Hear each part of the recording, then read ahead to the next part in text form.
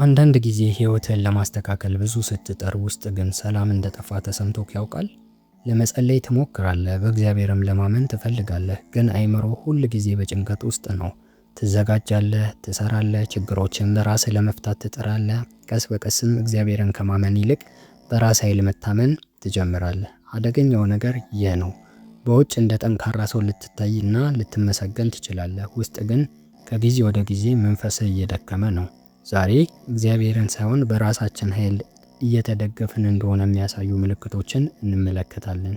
ይህ አስተሳሰብ እምነታችንን እንዴት እንደሚያደክም፣ ጠላት ለምን ራሳችንን ብቻ በመታመን እንድንኖር እንደሚፈልግና መጽሐፍ ቅዱስ ሙሉ በሙሉ በጌታችን በመድኃኒታችን በኢየሱስ ክርስቶስ መታመን ስለሚያስተምረን ይህንን እንመለከታለን። የተወደዳችሁ በዚህ ቪዲዮ መጨረሻ ላይ እግዚአብሔርን እንድንሸከመው ያልጠየቀንን ሸክም እንዴት እንደምንተወው እንረዳበታለን። እግዚአብሔርን ሳይሆን ራሳችንን እየተመካን እንደሆነ ከሚያሳዩ ምልክቶች ውስጥ በመጀመሪያ ደረጃ የተቀመጠው ጸሎታችን ስንቀንስ፣ ጭንቀታችን ሲጨምር ነው። በራስ ኃይል ላይ እየተደገፍን እንደሆነ ከሚያሳዩ ትልልቅ ምልክቶች ውስጥ አንዱ ጸሎትን በጭንቀት ስንተካ ነው። ከሁሉ በፊት ወደ እግዚአብሔር መሄድ ይገባን ነበር፣ ግን እኛ ራሳችን ብቻ ሁሉንም ለመፍታት እንሞክራለን። አእምሯችን በእቅዶች በምትክ እቅዶች እንዴት ይሆን በሚል ፍርሃት ይሞላል። መጽሐፍ ቅዱስ ግን በምንም አትጨነቁ፣ ነገር ግን በሁሉ በጸሎትና በልመና ልመናችሁን ወደ መድኃኔዓለም ወደ ኢየሱስ ክርስቶስ ወደ እግዚአብሔር አቅርቡ ይላል። ነገር ግን ራሳችን ብቻ ስንመካ ጭንቀት የዕለት ተዕለት ሕይወታችን ይሆናል። ጠላት ይህንን ይወዳል፣ ምክንያቱም የተጨነቀ አማኝ ከሚጸልይ አማኝ በቀላሉ ይታለላል፣ ወደ መጥፎ መንፈስም ስለሚወሰድለት ማለት ነው። አይምሮውን ሁል ጊዜ እንዲሮጥ ይፈልጋል፣ ምክንያቱም ቆም ብለህ እግዚአብሔርን ድምፅ እንድትሰማ ስለማይፈልግ። መፍትሄው ምንድነው ካልን ከመደንገጣችን በፊት ወደ ጸሎት መመለስ፣ እስኪያደክመን ድረስ አለመጠበቅ፣ ችግሩ ሲጀምር እግዚአብሔርን አንተ እርዳኝ ብሎ ጣልቃ ማስገባት፣ በራስ መደገፍ ብቻ አለመተማመን። አንዳንድ ጊዜ አጭር ጸሎት እንኳ ከእግዚአብሔር ጋር ያገናኛልና። ሰላም የሚመጣው ሁሉም በእኔ ላይ ነው ብለህ ማሰብ ስታቆም ነው። እግዚአብሔር ነገን ብቻችንን እንድንሸከም አልፈጠረንምና። ሁለተኛው በእግዚአብሔር ሰው በራሳችን መተማመን መደገፋችን የሚያሳዩ ምልክቶች ራሳችንን ለማሳየት የማያቋርጥ ጫና ውስጥ ስንገባ ነው።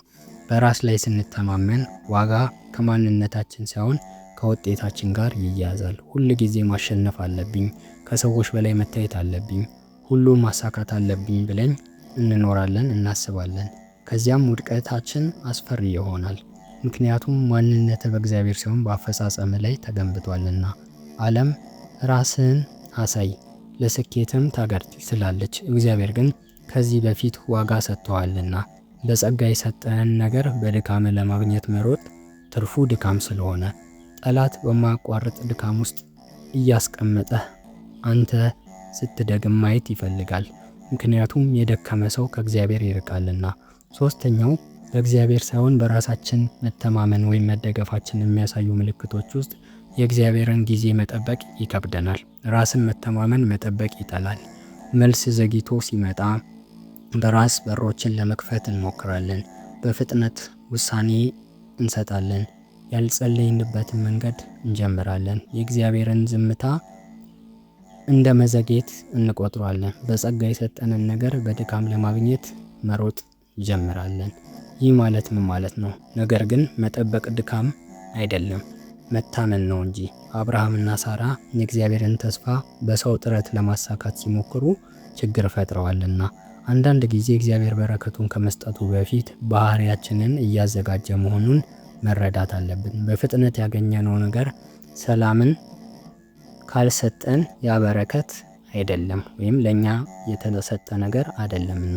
አራተኛ ከእግዚአብሔር ጋር መመሪያ አንፈልግም። በራሳችን ሁሉንም ነገር ለማድረግ እንሞክራለን። ሌላው ምልክት ይህ ነው። ውሳኔዎቻችን ያለ ጸሎት መውሰድ። በራስ እውቀት፣ በስሜት፣ በልምድ እንተማመናለን። ጸሎት ግን የመጨረሻ አማራጭ ይሆናል።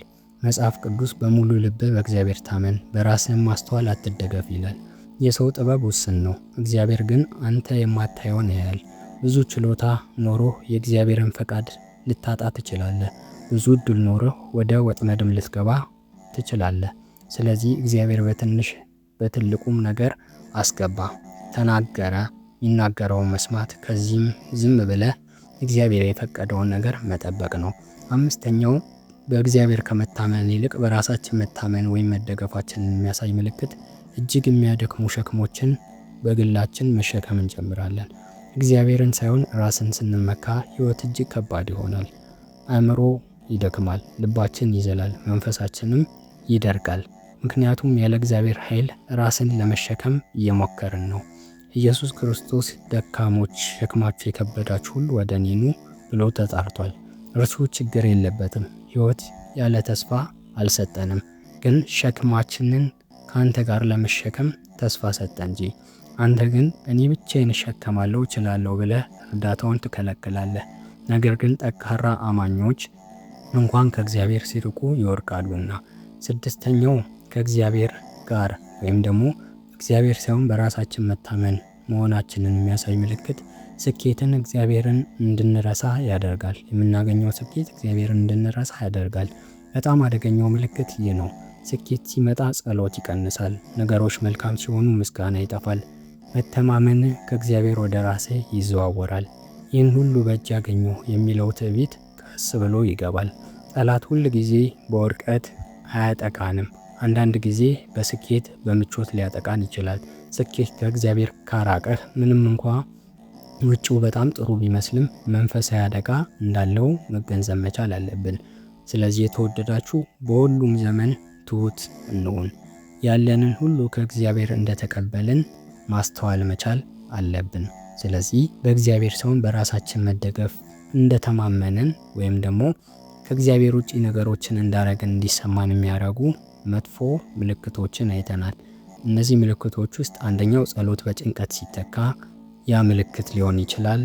ራሳችንን ለማሳየት ስንሮጥ፣ የእግዚአብሔርን ጊዜ መጠበቅ ሲከብደን፣ ያለ ጸሎት ውሳኔ ስንወሰን፣ እንዲሁም ስኬታችን ከእግዚአብሔር የተደረገውን ከራሳችን እንደሆነ ስናስብ እውነተኛ ነገራችን እየጠፋ የበለጠ እየደከመን እንሄዳለን። እውነተኛ ኃይል ራስን በመቻል አይደለም። እውነተኛ ኃይል ሙሉ በሙሉ በእግዚአብሔር መደገፍ ነው። ሰላም እግዚአብሔር ከሁላችን ጋር ይሁን። ከቪዲዮ እንደተጠቀማችሁ ባለሙሉ ተስፋ ነን። የጽማዊ ቲዩብ ቤተሰብ ለመሆን ሰብስክራይብ ያርጉ። ይህን ቪዲዮ ለቤተሰብ ለወዳጅ ዘመድ ሼር በማድረግ ያጋሩ።